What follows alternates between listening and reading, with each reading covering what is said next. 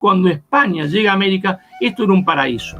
No, esto no era un paraíso, esto era el infierno más atroz que ha conocido la historia de la humanidad, porque los aztecas habían montado el primer imperialismo antropófago de la historia de la humanidad, porque capturaban 20.000 personas por año en los calcos mínimos. Matar 20.000 en la época de los aztecas, ¿a qué equivaldría hoy? Y da una cifra espeluznante. Es un genocidio como jamás vio la historia de la humanidad. Entonces llega un militar español con 400 hombres, 600. Es posible que 600 españoles venciesen a un ejército azteca que estaba compuesto de 200.000 hombres, que conocían el terreno, que habían peleado en ese terreno, que tenían experiencia de combate, mientras los otros no sabían dónde estaban caminando. El arcabuz era más ineficiente que un arco y flecha, porque entre que uno cargaba y un arcabuz y el otro, le tiraban 40 flechazos. Aún armado con armas automáticas, con subfusiles israelíes como hoy hay en la actualidad, no podría vencer a 200.000 hombres, imposible. Ni con subfusiles. ¿Cómo es posible que los venciesen? Y acá está la cuestión, que demuestra que la leyenda negra es absolutamente falsa, porque Cortés no venció.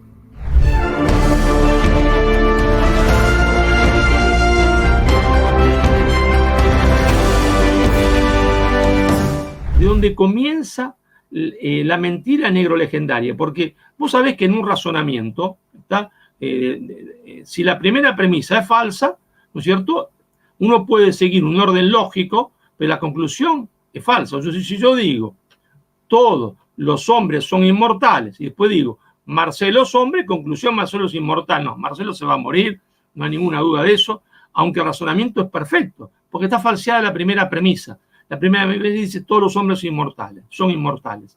Y la primera premisa que falsea el pensamiento negro legendario es que cuando España llega a América, esto era un paraíso. No, esto no era un paraíso, esto era el infierno más atroz que ha conocido la historia de la humanidad. Porque no había un pueblo americano. No, eso es mentira. Había miles y miles de tribus y naciones distintas, con lengua distinta, en guerras una con otra, pero sobre todo lo que había era un imperialismo, como el imperialismo azteca en el norte, en México, y el imperialismo inca en los Andes, que habían hecho un proceso de expansión territorial y habían dominado a centenares de otros pueblos que los odiaban, con más razón a los aztecas que a los quechuas. ¿Por qué digo con más razón? Porque los aztecas habían montado, mi querido Pedro, el primer imperialismo antropófago de la historia de la humanidad.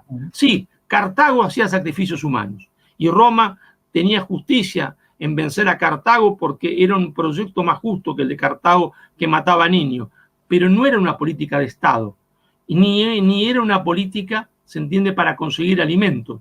Los aztecas montaron, se entiende, un imperialismo antropófago porque capturaban 20.000 personas por año en los calcos mínimos, que no lo hago yo. Si alguien quiere verlo, que lo busque en el libro, el primer libro en España, Madre Patria, donde están todos los datos. Excelente. Donde están todos los datos de Prescott. Todos, pero hay que empezar por ese, porque ese libro de verdad es la bomba.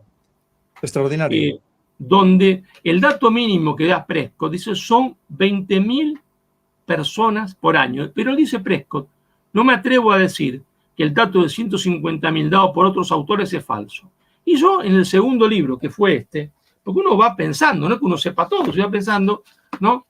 En nada por lo que pedí perdón, sí. Dije, Prescott dice 20.000, pero cada uno dice 20.000, pero no está diciendo nada si no pone en proporción qué es lo que significaría hoy. Es decir, porque hoy no hay la misma cantidad de personas que había antes. Entonces, si no hay la misma cantidad, matar 20.000 en la época de los aztecas, ¿a qué equivaldría hoy? Por año. Y da una cifra espeluznante. Si tomamos la menor, da como 200.000. Es decir, es una cosa impresionante. Es decir, es un genocidio como jamás vio la historia de la humanidad. Entonces, vamos a hacer una cosa muy objetiva, como en el arte militar. Llega un militar español con 400 hombres, 600, otros dicen 1.000. En realidad, la fuerza operativa no superaba los 600 hombres como fuerza operativa. Y algunos se quedan en la costa.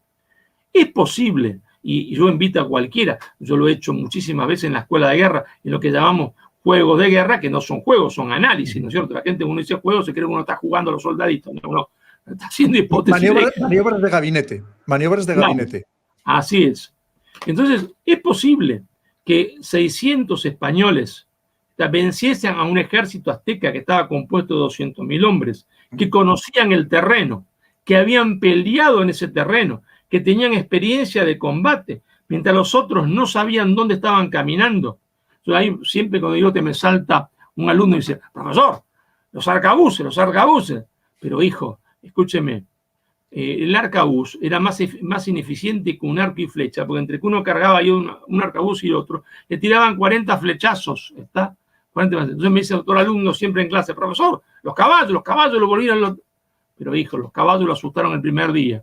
Al cuarto día los aztecas abrieron un caballo, lo abrieron, siguieron, esto es un manito como cualquier otro, se lo mata fácil. Y entonces, ¿cómo puede ser que 400 hombres venzan sintiendo un ejército de 200.000? Nosotros lo hicimos en la escuela de guerra. 400 hombres, aún armados con armas automáticas, con subfusiles israelíes como hoy hay en la actualidad, no podrían vencer a 200.000 hombres, imposible. Ni con subfusiles. ¿Cómo es posible que los venciesen? Y acá está la cuestión, que demuestra que la leyenda negra es absolutamente falsa. Porque Cortés no venció. Los 400, 600, 1.000 hombres Cortés no vencieron a nadie. Lo que pasó es que Cortés, que tenía una gran habilidad política, se dio cuenta de lo que pasaba en la región, que había un poder imperialista que había sometido a los tlaxcaltecas, a los totonecas, que le exigía algo atroz, que era, se entiende, vidas humanas, que cada año le quitaba a sus hijos, a sus abuelos, a sus madres, para llevarlos a una pirámide, arrancarle el corazón, pero no era para un acto religioso, porque después los cuerpos iban a una carnicería y se los comían. Entonces, cuando Cortés se da cuenta de eso, lo que le dice es, señores, miren, vamos a hacer una cosa, marchemos juntos contra Tenochtitlán y terminemos con esto, después el jefe voy a ser yo, pero prometo una cosa, que nunca más vas a ver, se entiende, imperialismo antropófago, nunca más nadie se los va a comer. Y si uno hace un análisis marxista, y lo hace más todavía maoísta, Mao se preguntaría, ¿cuál es la contradicción principal? Porque la contradicción principal explica todo, decía Mao Zedong, la contradicción vida o muerte. Entonces cualquiera hubiese estado con Cortés, porque había que terminar con la contradicción principal, después pensar en la secundaria, que la secundaria es quien manda. La primera contradicción es vida o muerte, porque si no sigo vivo, no puedo pensar en quién debe mandar. Entonces, la primera contradicción es vida o muerte. Entonces, Cortés juntó un ejército de 300.000 indios, y los 300.000 indios son más que 200.000, ¿no? Y entonces por eso vencieron a los aztecas, acabaron con un imperialismo antropófago. Entonces no hubo conquista de México, hubo liberación de México, que es distinto, porque las masas indígenas se marcharon con Cortés. Por eso decía José Vasconcelos, mexicano, ministro de la Revolución, socialista, señores, no me hagan un chiste. La independencia la hicieron los españoles, ¿está? Pero la conquista la hicieron los indios, claro. Totalmente. Mira, pues te voy a poner un vídeo de algo que ha pasado hace muy poco aquí en España, en una televisión importante, entre figuras muy destacadas, muy conocidas, son muy populares, muy famosos, personas queridas, ¿no? Que se enfrentaron dialécticamente con el que fuera ministro de Asuntos Exteriores, el señor Margallo. O villano. ¿Quién es para ti Hernán Cortés? No, héroe jamás de la vida, pero si quieres ser un asesino impresionante. Villano, muy villano. Imagínate que hubieran votado los aztecas. Hernán Cortés no estaba ni en la lista. O sea, No. Es un error histórico. Si hubiesen votado los aztecas, probablemente. Pero si hubiesen votado los totonecas y los tlaxcaltecas... ¿Le sacan hombros? Que Hernán Cortés llegó con 600 hombres y 16 caballos. Conquistó un imperio de 7 millones y el 99% de sus tropas eran indios que habían estado oprimidos por los aztecas. Fue un genio militar, no solo porque logró derrotar un imperio que tenía 7 millones de habitantes, el imperio azteca. Tenochtitlán, que era la capital, tenía 300.000 habitantes, cuando Londres tenía 60.000. La labor de España, hay que ir allí, ver las universidades, ver las catedrales, ver las iglesias, etc. Compara eso con lo que hicieron los ingleses en las 13 colonias. La primera gran obra de los británicos es Harvard, que es de 1600 y pico. La primera catedral en República Dominicana es de 1502. Madrid era un poblacho cuando éramos imperio, al lado de lo que era el México virreinal, la capital de Nueva España. Yo creo que también hay que atribuirle un último mérito a Hernán Cortés, y ha sido el pionero de la cancelación. Cortés está cancelado, entre otras cosas, porque hasta López Obrador, el presidente de México, pidió a España que pidiéramos perdón. ¿Hemos pedido perdón, Margallo? ¿Hay que pedir perdón? Pero ¿cómo vamos a pedir perdón? López Obrador no existiría si no fuese por Hernán Cortés, porque es de descendencia española pura. En la leyenda negra hay cosas muy pintorescas. El oro que España trajo fueron 200 toneladas. Entre 2010 y 2020 México extrajo 350 toneladas de oro. El oro, que era mucho menor que la plata, se quedó allí y no hay más que ver lo que es México. Es que pasearse por Puebla, por Oaxaca, por Guanajuato. Es una labor histórica. Es que qué falta nos hace culturizarnos en España. Simplemente aprender la historia de España. Porque leyenda negra, cómo ha permeado en tantas personas. Es increíble que desconociendo la historia real de España, lo que tú decías, la verdad, que no se trata simplemente de estar a favor de una cosa u otra, simplemente conocer la verdad y que no la conocemos, Marcelo. Qué importante es la labor que tú estás haciendo hoy aquí en el canal del Coronel. ¿Qué opinas de todo esto que acabamos de ver? Mira, es vergonzoso que, ¿no es cierto?, haya una serie de personas en la televisión como esa señora que gritaba villano, villano, villano, asesino a Cortés. Es vergonzoso porque es comprensible si esa señora fuese inglesa. Yo le aplaudo, porque está cumpliendo, se entiende, con su función, que es mentir, se entiende, para enlodar a España. Pero una española que no sabe lo que pasó en Hispanoamérica, en realidad no comprende tampoco España. Lo decía García Lorca, ¿no es cierto? El español que no conoce Hispanoamérica no conoce España, decía García Lorca. La verdad es que si se hubiese hecho un plebiscito popular en México, 40 años después de la conquista, el plebiscito lo ganaba España por el 99%, porque se terminó con un infierno.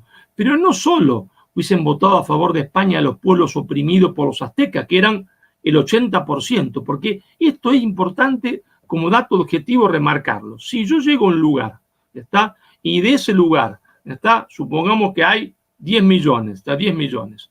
8 millones están explotados y están dominados y 2 millones se los comen a los 8 millones. Yo le pregunto a cualquier marxista del mundo, a cualquier socialista del mundo, si uno está a favor de los oprimidos y a favor de los pobres, ¿con quién tiene que estar? ¿Con los 2 millones de aztecas que se comen a los 8 millones de tlaxcaltecas, totonecas, o con los 8 millones que son comidos por los aztecas? Yo le pregunto y lo desafío a cualquier marxista del mundo, marxista internacionalista, lo que yo llamo marxista cipayos, ¿está?, a cualquiera de estos que ahora están, se entiende, en España, dando vueltas por ahí, a excepción del único marxista nacional o del grupo marxista nacional que existe en España, que es de Santiago de Amarcilla, y otros que me olvidaré su nombre. Tengo que estar con los oprimidos. Y es con los que estuvo Cortés, estuvo con los oprimidos, pero aún el pueblo azteca festejó la caída de Tenochtitlán, porque nadie puede vencer, se entiende, una ciudad tan poderosa, si de adentro, se entiende, si adentro no hay gente que dispuesta a defenderse. No, la casta sacerdotal, la casta militar y la nobleza eran los que usufructuaban el Estado, y el resto de la población estaba oprimido por esa casta sacerdotal y por esa casta militar, y entonces no tenían ningún interés, porque ellos eran los primeros oprimidos. Si se hubiese hecho un plebiscito 50 años después, ganaba España por el 99%, porque lo que se construyó después, si eso fue la liberación, que fue la liberación de la antropofagia, la liberación del terror, que implica, se entiende, el canibalismo y los sacrificios humanos, 20.000 personas por año, pero repito, hay otros que dicen 150.000, lo que se construyó después fue un mundo mucho más justo. ¿Pero quién lo dice? Lo dice Marcelo Gullo, no, lo dice la hija de Montezuma, Isabel Montezuma, que yo la cito en mi libro Madre Patria, porque Isabel dice, el mundo que construimos, el mundo que construimos es mejor que el mundo de mi padre, es un mundo más justo que el mundo de mi padre. ¿No? ¿Por qué? Porque lo que vino después, porque España no fue un imperio, un imperialismo, sino un imperio, fue el mestizaje, ¿se entiende? Claro que hubo errores, claro que hubo gente, se entiende, que cometió delitos, porque si no estaríamos hablando de un pueblo de santos, y los pueblos de santos no existen en la historia de la humanidad. Pero en el balance, lo que se construyó después es mejor que lo que estaba. Basta, se entiende, con afirmar que no existió más el canibalismo y la antropofagia, pero basta decir, se entiende, la cantidad de universidades que se construyeron en toda Hispanoamérica. En México, México se llenó de hospitales, México se llenó, se entiende, de colegios, se llenó de hospitales. Uno de esos hospitales justamente lo hizo Cortés. Es el hospital más antiguo de México todavía en pie. ¿Y por qué sobrevivió? Porque Cortés lo hizo, como hoy diríamos, una fundación de su propio dinero. Y después así continuó siempre. Y fue el primer hospital en México donde se hizo una operación de corazón abierto. Hasta el día de hoy sigue funcionando. Hasta el día de hoy sigue funcionando. ¿Está? Impresionante. Y entonces uno diría, no, pero España los oprimió, le quitó su lengua. Así, si yo voy a un lugar y quiero dominar, le quito la lengua. ¿Y qué hizo España? No les quitó la lengua. Al contrario, es decir, agarró y dijo, ustedes hablan una lengua incomprensible, está muy bien, pero vamos a ayudarlos, ustedes no saben escribir. Y los sacerdotes le hicieron la gramática a los indios, que es la condición sine qua non para que exista una lengua y después exista literatura, y enseñarles a escribir. Si la lengua azteca se transforma en lengua escrita con gramática, porque los sacerdotes españoles crean la gramática azteca, nahual, y la gramática quechua en el Imperio de los Incas. Y por eso conservaron su memoria histórica, porque era interés de los sacerdotes y de los españoles que la conservasen, porque no estaban ahí para oprimir. Y esto es una cosa absolutamente falsa, ¿no? Estaban ahí por otro motivo. Entonces dicen, ¿y el oro? Señores, lo que es el oro, España, si hablamos en términos modernos de presión tributaria, se llevaba el 20%, el quinto real. Hoy el Estado a uno le quita mucho más que el quinto real. Pero, y ahí está, se entiende, toda la obra que de España en América, que en términos modernos podemos decir que en 40 años, una región que era absolutamente subdesarrollada, pasó a ser una región no desarrollada, súper desarrollada. Claro, lo ha dicho usted, Marcelo Gullo, que ha escrito esos libros para defender a España. No lo digo yo. Lo dice, se entiende, un hombre que era anti-español, que odiaba a España, que fue el barón Humboldt. Cuando Humboldt llega a España, antihispanista, anticatólico, ¿no? llega a México, sale de España, va primero a Venezuela, después se va a Cuba, Cuba a México, llega a México y el tipo se cae de traste. Se cae de traste porque dice, acá me dijeron que había encomienda. ¿Sí? Encomienda no existe más. ¿Sí? Hay trabajo indio libre en las minas. Libre en las minas. Ya era todo trabajo libre. Y Humboldt se pregunta, ¿y cuánto ganan estos indios en las minas? Y claro, el tipo era anti-español, anticatólico, pero tenía cierto grado de objetividad porque era ya positivista. Y dice, acá hay un problema. El problema para denigrar a España es que estos tipos indios en las minas ganan más que un minero en Alemania o que un minero en Rusia o que un minero en Inglaterra. Y después se pregunta, ¿qué comen los sectores populares en la Ciudad de México? No los ricos, sectores populares. Y entonces llega la segunda sorpresa, porque comen más carne, dice él, y toman más vino que los sectores populares en París. Sí, porque si vivían mejor en México que en París. Bueno, más claro canta un gallo, ¿no? Totalmente. Mira, hay otra cosa que dice el señor Margallo cuando él dice, hombre, pero si López Obrador es descendiente de españoles. Y yo recuerdo una anécdota tuya buenísima, que yo la he repetido en más sitios, además citándote a ti, evidentemente, pues una anécdota tuya, que una vez te encuentras con Evo Morales y Evo Morales te dice, no, yo hubiera preferido que nos hubieran conquistado los ingleses. Y tú le respondiste, pero vamos a ver, señor Evo Morales, ¿usted no se da cuenta que si le hubieran conquistado los ingleses, usted no existiría? O estaría, se entiende, en una reserva, está en una reserva, borracho, como están, se entiende, todos los indios, o casi todos en Estados Unidos, los apaches, los comanches, que se entiende donde los pusieron, se entiende, los Estados Unidos, en reserva, se entiende, miserables, ¿está? Entonces, si él está ahí siendo presidente de la nación, ¿está? Para empezar no es indio, él es mestizo. Él se hace pasar por indio, no habla ni aymara ni quechua, y habla mal a propósito, porque habla bien el español, pero en público lo habla mal. Lo habla mal para decir que es indio, y entonces, te cuento otra anécdota. En esa misma reunión, ¿no? Le daban el doctorado honoris causa. Yo con todo respeto le dije, mire, presidente, usted acaba de decir que los españoles le cortaban la mano derecha y le quemaban el ojo a los que aprendían a leer y escribir. Mire, si hubiese sido cierto, hubiese todo Hispanoamérica sido un país de mancos, ¿se entiende? Y de ciegos, porque hubo 150.000 graduados indios en los colegios y miles en las universidades, y no hubiese existido nunca el gran Inca Garcilaso de la Vega, que era trilingüe, que hablaba español, quechua y latín, y escribía en las 3 lenguas, y que si se festeja el Día del Escritor en el mundo, se festeja por 3 autores según la UNESCO: Shakespeare, no hace falta decir quién es, Cervantes y el Inca Garcilaso de la Vega. Mire, me parece, presidente, que está mintiendo un poquito, le digo, ¿no? Me está mintiendo un poquito. Espero que te haya gustado este vídeo. Puedes dejarme comentarios abajo y también compartir el vídeo para que llegue a más personas. Y por supuesto, aquí tienes la entrevista completa con este invitado, que ya ves que hemos tratado de temas interesantísimos que nos afectan a todos, también a ti.